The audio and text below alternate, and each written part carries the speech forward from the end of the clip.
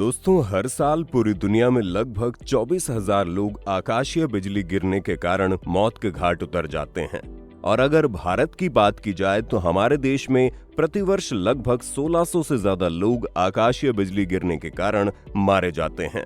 दोस्तों, आकाशीय बिजली एक ऐसी प्राकृतिक आपदा है जो पलक झपकते ही एक साथ कई लोगों की जान ले सकती है। पर क्या कभी आपने सोचा है कि आसमान में बिजली कैसे बनती है और किस प्रकार धरती तक पहुंचती है? आज के इस वीडियो में हम यही समझने की कोशिश करेंगे कि आखिर आसमान में बिजली बनती कैसे है। साथ ही बात करेंगे आकाशीय बिजली से बचने के लिए हमें क्या क्या सावधानियां रखनी चाहिए। तो चलिए शुरू करते हैं, लेकिन आगे बढ़ने से पहले वीडियो को लाइक और चैनल को सब्सक्राइब जरूर करें ताकि आप हमारी आगे आने वाली वीडियो भी देख सकें। दोस्तों, जिस प्रकार भूकंप, सुनामी और बारिश होना प्राकृतिक घटनाएं हैं, उसी प्रकार आकाश से बिजली गिरना भी एक प्राकृतिक घटना का ही परिणाम है। दोस्तों, आकाश में बिजली कैसे बनती है, इसे समझने के लिए हमें ये जानना बेहद जरूरी है कि आसमान में बादल कैसे बनते हैं, क्योंकि आमतौर पर ऐसा देखा जाता है कि बादलों की गर्जना के साथ बिजली गिरने की घटनाएं देखने को मिलती है। इसलिए पहले ये समझने की कोशिश करते हैं कि बादल कैसे बनते हैं।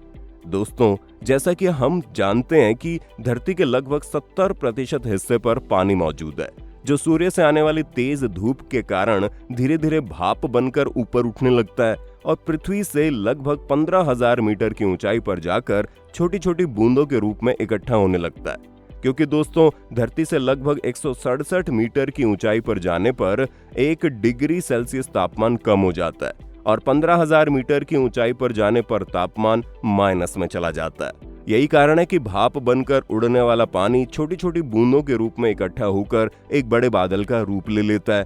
दोस्तों, भाप से बने इन बादलों में से कुछ में पॉजिटिव एनर्जी इकट्ठी हो जाती है और कुछ में नेगेटिव एनर्जी पाई जाती है।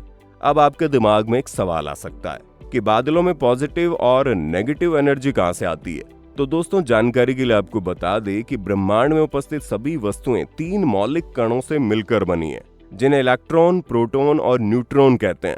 इनमें से इलेक्ट्रॉन्स पर ऋणात्मक तथा प्रोटॉन्स पर धनात्मक आवेश पाया जाता है, जबकि न्यूट्रॉन कण उदासीन होते हैं।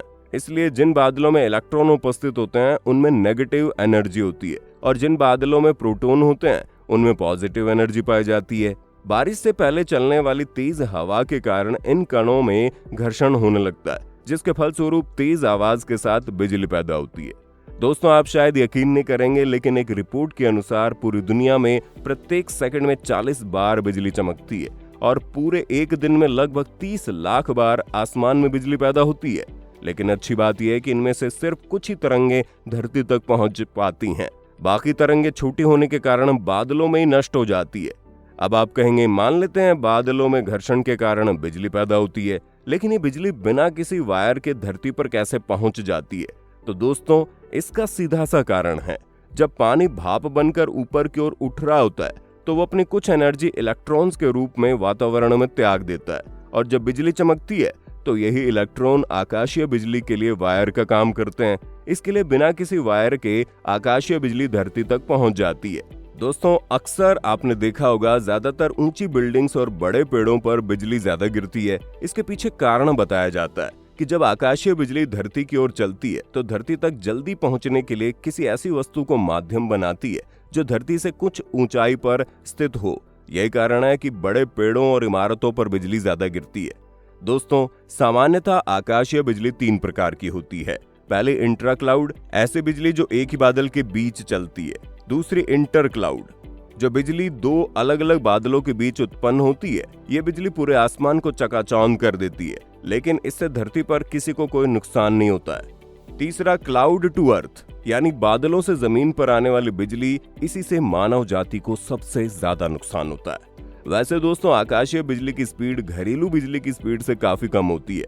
नॉर्मली हमारे घरों में आने वाली बिजली की स्पीड लगभग 30 लाख किलोमीटर पर सेकंड होती है, जबकि आकाशीय बिजली की स्पीड लगभग 84 किलोमीटर पर घंटा होती है, जो अधिकतम 4 से 5 किलोमीटर लंबी हो सकती है।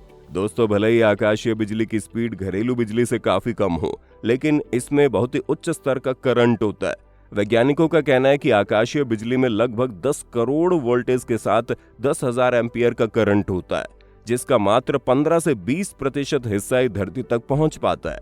आकाशीय बिजली एक साथ कई लोगों की जान लेने में सक्षम हो जाती है। दोस्तों, पूरी दुनिया में सबसे ज्यादा बिजली दक्षिण अमेरिका के वेनेजुएला में स्थित मैराकाइबो झील में गिरती है। इस झील के ऊपर प्रतिदिन 260 बार बिजली कड़कती है और लगभग 28 बार प्रत्यक्ष रूप से बिजली गिरती है। इसीलिए इस झील को बेकन ऑफ मैराकाइबो भी कहा जाता है। दोस्तों, हमारे देश में बिजली गिरने की घटनाओं पर नजर डाली जाए तो साल 2021-22 के दौरान हमारे देश के अलग अलग हिस्सों में लगभग 1,49,00,000 बार बिजली गिरी थी। एनुअल लाइटनिंग रिपोर्ट 2021-22 के अनुसार भारत के मध्य प्रदेश में बिजली गिरने की घटनाएं सबसे ज्यादा देखने को मिली हैं।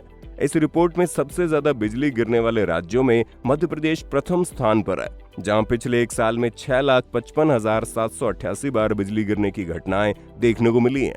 इस रिपोर्ट के अनुसार आकाशीय बिजली से मरने वालों की संख्या क्रमशः बिहार, उत्तर प्रदेश, मध्य प्रदेश और ओडिशा में सबसे ज्यादा रही है।